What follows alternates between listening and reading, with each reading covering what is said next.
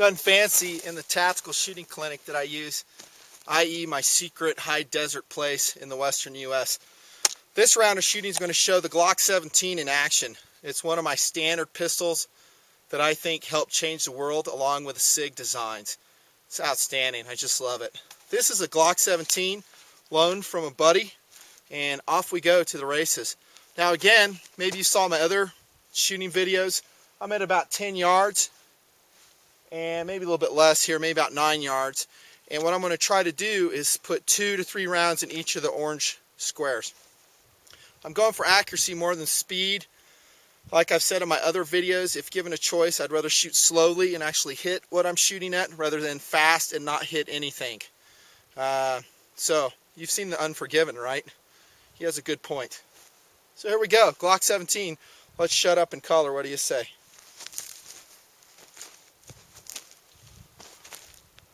And again, get yourself in a shooting mindset. In other words, calm, nice breathing. Kind of go over in your mind how your trigger control is going to be, and focus on a nice grip, nice stance.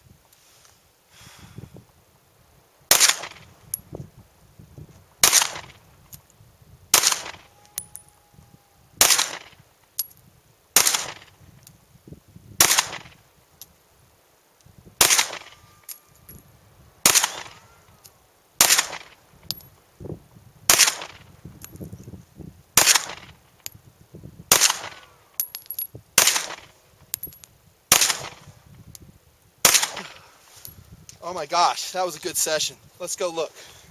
This is a fresh target, by the way. No games either. There's no Photoshop, no cheating, no pre-perforating the target. It's all real, guys. That's why I love the Glock 17, dudes. It just freaking rocks. All good groups. This one's my fault. That's bad trigger control. There's another group there, about 9 yards.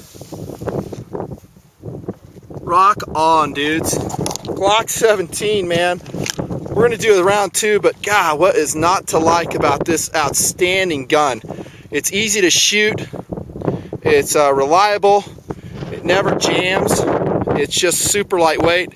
That's why it's my standard, guys. The Glock 17 is my standard for a reason, and you're seeing it right here. Now, like you can see, I have some trigger time behind the Glock, and I shoot it fairly good, and you can too if you spend some time with it.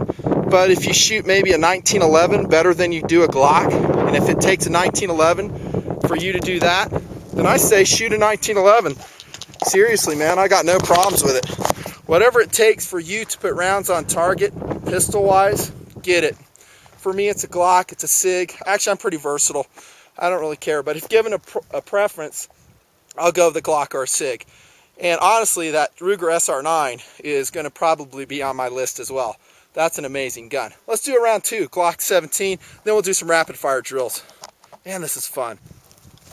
By the way, just lased it. We're shooting at 10 yards still. Hopefully I'm in frame. Let's shoot again, round 2 with the Glock 17.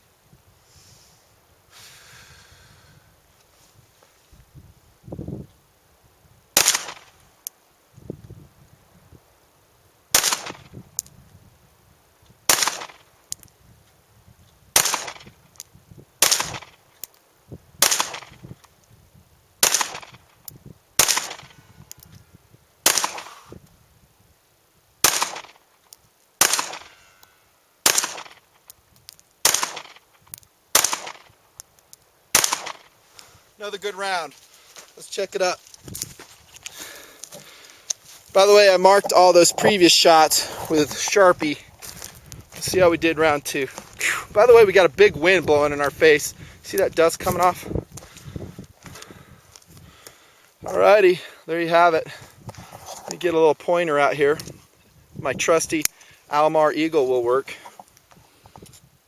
Hit, hit, hit. And basically just blowing a big hole at this point. Hit, hit, hit within a ½ inch. Center one. Hit, hit, hit. That's the group right here. Another good group. Kind of flew. Oh, I sucked on this one. I slung that one. hit, hit. So there's 2 rounds, flyer right here. That was my fault, I jerked the trigger. And then hit, hit, hit on that last one. All right, let's do some rapid fire, see how we do. In the rapid fire sequence, what we're gonna be shooting for, pun intended, is right here. We want all our rounds to be going right about here. Okay, and then we'll see how they do. You know what, let's have some fun. This is the head, right? So I'm gonna go, I'm gonna triple tap the head, rest to the body. What do you say? 1, 2, 3, body. And it'll be semi-rapid. In order to hit that head, I'm gonna have to back it off a little bit. Let's go ahead and mark these 2 rounds up here from a previous shooting session. Da, da, da. Those are marked. All right. See how the Glock pistol mag loads. Kind of got you upside down here, but that's the best way I can film this expeditiously.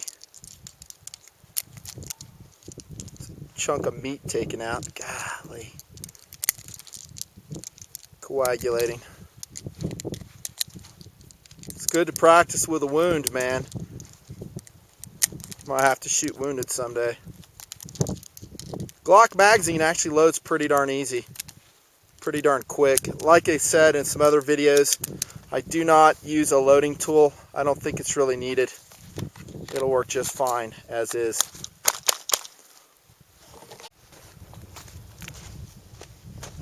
Rapid fire with the Glock 17. Actually semi-rapid fire.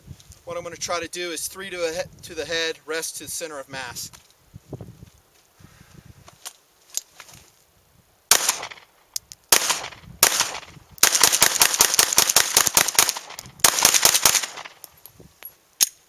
Let's go see how I did.